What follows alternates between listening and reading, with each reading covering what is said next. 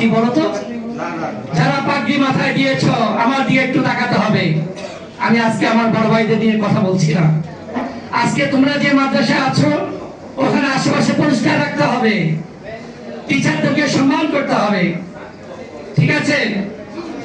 কি করতে হবে? 3টা কাজ করতে হবে। আজকে আমাকে কথা দিতে হবে। কয়টা কাজ? যে লোকটি সবার আগে ঘুম যায়, দেরিতে ঘুম যায় আর দেরিতে ঘুম থেকে উঠে শেখে, জানো? মা।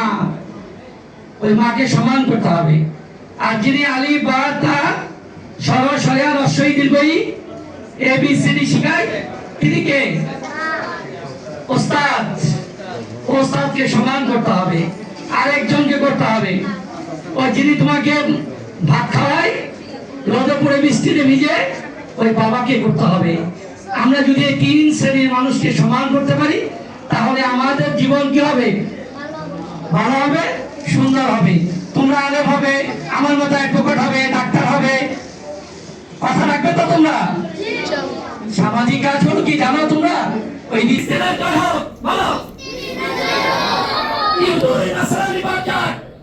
আমেরিকা ধ্বংস, যারা আমাদের মুসলমানদের উপর, আমাদের ইমান আলেমদের উপর নির্যাতন করে তাদের ধ্বংস করো তোমরা সবাই।